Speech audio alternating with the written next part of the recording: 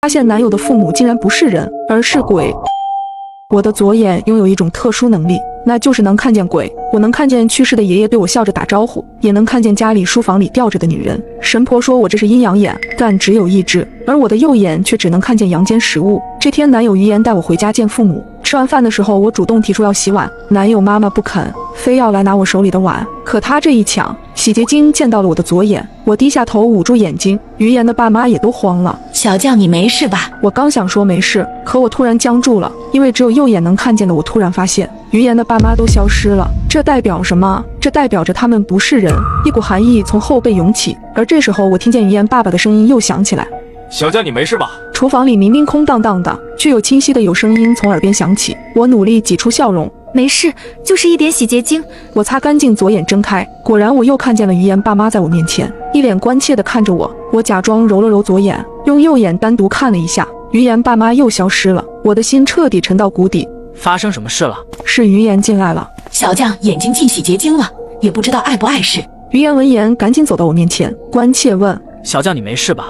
我却没回答，我只是假装继续揉着左眼，同时小心翼翼地单独用右眼看了于言一眼。我紧绷的神经这才松开些许。太好了，至少于言还是活人，或许是于言的存在给了我一些勇气，我总算平静下来，对于言爸妈笑着说：叔叔阿姨，我没事。于言父母这才松了口气。洗干净碗筷后，于言爸妈说要下楼给我买新鲜的水果。等他们出门后，我才开始试探于言。从于言的描述里，我得知他父母是退休工人，平日很少和别人来往，这也就难怪了。于言爸妈平日不怎么和人来往，那他们出事突然去世，于言一时半会没发现也是正常。于言还告诉我，这次带我回家也是他爸妈主动提出来的。我爸妈也不知道为什么，前几天突然跟我说一定带你回来，可能是想早点见未来的儿媳妇吧。于言笑着跟我说，我心里却是一阵阵发毛。前几天，那他爸妈那时候可能已经死了，两个鬼一定要见我，到底是想干什么？我必须得把真相告诉他。于是我开口：于言，你知道吗？你爸妈其实已经死了。于言先是愣了一下，随即他有些生气。小将这个玩笑一点都不好笑。我知道他不信我，我只能把我左眼是阴阳眼的事完完全全的跟他说了。可于言还是不信。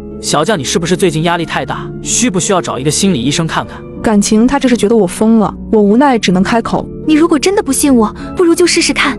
你应该听说过，在门口撒大米能驱鬼吧？那是因为大米可以障眼鬼怪，让鬼怪看不清大门的位置。你如果真相信你爸妈是活人，就把大门打开，再撒一把米在门口。如果你爸妈是活人，就可以正常进门；但如果你爸妈是鬼，他们就会以为门关了，找不到回家的路。这些年因为阴阳眼，我也跟神婆七七八八学了不少知识和本事，今天就派上了用处。于言依旧是一脸不相信地看着我，但好歹是照着我说的做了。没过多久，走廊外的电梯叮的响了，是于言爸妈回来了。他们拎着水果在走廊里就招呼于言赶紧出来帮你爸拎水果。于言看了我一眼，然后他起身朝门外走，可下一秒他突然顿住了，因为他看见他爸妈走到敞开的大门口，脚步突然就顿住了。紧接着他爸喊：于言，你干嘛呢？赶紧给我们开门啊！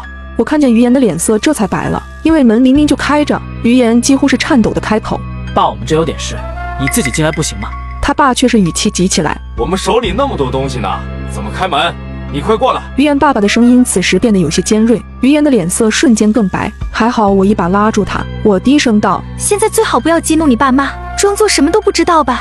说着我走出门，不动声色地踢开了地上的米，然后假装开门的样子：叔叔阿姨，你们回来了呀。于言爸爸一脸不悦：你们刚才怎么不开门？刚才于言他缠着我，我们没想到你们那么快回来。说着我害羞地低下头。于言爸妈一脸明白过来的样子。吃完水果后，于言随便找了个理由便和我躲进了卧室。晚上于言低声问我有一件事不明白，为什么我爸妈变成了鬼，我也能看见他们，我没有阴阳眼啊。我告诉他，鬼怪是有办法能让自己显形的，你爸妈肯定是故意用了显形的方法，只是他们没想到我有阴阳眼。我又小声道：真希望你爸妈只是想见我一面，而不是想要害人。于言皱眉：怎么知道他们是不是想害人？我沉默了片刻才开口：鬼物在半夜的时候阴气最重，如果他们想害我们，估计就会今天晚上行动。相反的，如果他们今天晚上不找我们，应该就没什么事了。于言听了我的话，刚想开口，可门外突然传来一阵敲门声，咚咚咚，伴随着于言妈妈轻柔的嗓音：于言小将，你们睡了吗？我感到后背一阵寒意冒上来，努力让自己保持冷静，故作随意的开口：怎么了阿姨？我们已经睡下了。是这样的，我刚下了一个手机软件，我和于言爸爸都弄不清楚，想让于言帮我们看看。我给了于言一个眼神，示意他别出声，然后继续回答。阿姨，于言已经睡下了。我听于言说过，他爸爸妈妈是很宠他的。如果他爸妈现在还是正常的状态，那绝对不可能把熟睡的宝贝儿子喊起来弄什么手机软件的。但如果他爸妈现在已经是被怨气驱使的恶鬼的话，我还来不及假设，不想门外的于言妈妈就已经立刻开口：于言已经睡了呀，那没事了。说着门外安静了下来，我也愣住了。从刚才于言妈妈的反应来看，她似乎是不想害我们，可是说不上为什么，我还是觉得心里有点毛毛的不放心。我走到门口，正想确认门锁了没有，可突然看见门缝里好像有什么黑乎乎的东西，加上此时没开灯，因此看得不太真切。我蹲下身想去看那到底是什么，却正巧对上于言妈妈的眼睛，她正趴在门缝上死死地盯着我。我整个人尖叫一声，跌坐到地上。于言听见我的尖叫声，赶忙过来扶起我。我缩在于言怀里，失控地喊：于言，是你妈妈，你妈妈根本没走。于言听见我的话，脸色一变，急忙看向门，可没想到门缝里于言妈妈的脸突然消失了。于言这才皱眉看向我：小将，我妈已经走了，你是不是刚才看错了？我急了，我肯定没看错，你妈妈刚才真的趴在门缝上偷看我们。听到我描述的那一幕，于言的脸色也白了，可他还是安慰我：毕竟我妈妈现在已经不是活人了，可能做事的确会有些奇怪，但我还是相信他们是不会害人的。听了他的话，我渐渐冷静下来。这倒也是，我对鬼怪也算是了解，一扇门根本挡不住鬼，更何况外面有2个。如果于言爸妈想对我们做什么，的确是可以直接破门而入。这一晚上，我和于言都没合眼，于言爸妈倒是没有再来找我们。第二天一早，我们就跟于言爸妈提出来要离开。于言妈妈眼睛瞪得大大的，脸上写满了失望。怎么那么快？不是说好要多住几天的吗？于言不敢看他的眼睛。老板突然要我回去，不然可就要丢工作了。只见他们看着有些难过，但也没过多纠缠，很快点头同意了。看他们那么好说话，我才彻底松了口气。或许真的如同于言所说的，他们只是想要走之前看儿子和未来的儿媳妇一眼吧。出家门的时候，于言爸妈说要送我们到小区门口，可没想到走到电梯口的时候，我们突然发现电梯不亮了，没办法，只能走楼梯了。还好于言家也就是5楼，走楼梯也不算太高。我们开始爬楼梯，我整个人神经也慢慢放松，只要离开了这栋楼，光天化日的就不用担心什么了。到时候让于言查清楚他爸妈的死因，再找个高人来做法事，一切就过去了。我正在心里胡思乱想着，可突然我意识到有些不对劲，于言不就5楼吗？怎么走了那么久都还没走到1楼？我抬起头看了一眼旁边路过的大门，突然间我只觉得浑身的血都凉了。我竟然看见面前的门牌号上依旧是503，也就是于言家的门牌号。我一把拉住于言，几乎是用颤抖的语气开口：你看门牌号。于言抬头看见大门，顿时脸色也白了。这时候我和于言都已经不由自主地停下了脚步，可于言的爸妈却好像根本没注意到我们的异样，还在继续往前走。紧接着诡异的一幕就出现了，于言的爸妈明明已经一直往下走，消失在我们的视野里，可一会儿后，我们突然听见我们楼上又传来了脚步声。刚刚明明已经下楼的于言爸妈又出现在了我们楼上的楼梯口，他们一路往下走到我们身边，仿佛才注意到我们一样，露出疑惑的表情。于言小将，你们怎么不走啊？我瞬间只觉得浑身的血都冲进了脑子里，这难道是鬼打墙？我根本不想回答于言父母，只是一把抓住于言，迅速开口：你家钥匙呢？于言这才回过神来，手忙脚乱地把钥匙给我。我用最快的速度打开门，一进门我就大喊：大米！而于言此时也反应过来，旋风一样的冲进厨房，一把抓起大米就朝着门口狠狠撒过去。而这一边，于言的爸妈本来也想追上来，可这大米一撒，他们的脚步顿住了。而我也趁着这个功夫，砰地关上了门，我贴着墙滑落下去，无力地倒在地上。于言也是脸色煞白地看着我：小将，刚才那是不是鬼打墙？我疲惫地开口：应该是你爸妈干的。于言的脸色更白了。我爸妈为什么要困住我们？他们想干什么？还不明显吗？他们想把我们留在这，一直等到晚上。白天的鬼虽然能弄出鬼打墙，但阳气太重，没办法对我们做什么。可等到夜里就不一样了。于言身子一颤，抬头去看门的猫眼，可没想到这一看，他突然啊的一声跌倒在地上。我忙不迭地站起来，也朝着猫眼看了一眼，立刻就明白为什么于言那么害怕了，因为他爸妈竟然在门口，眼睛直勾勾地看着猫眼。于言忙不迭问：我们现在应该怎么办？我毫不犹豫开口：报警！于言听见我的话，瞬间懵了。报警？这种鬼的事也能报警？警察根本不会相信我们吧？我迅速开口：你当然不能跟警察说我们见鬼了，你就说有人遇害了，让警察赶紧过来。警察身上的阳气和正气最大，鬼也不敢惹，到时候这鬼打墙破了，我们就赶紧离开。于言这才明白过来，赶紧拿出手机开始报警。喂，请问警察吗？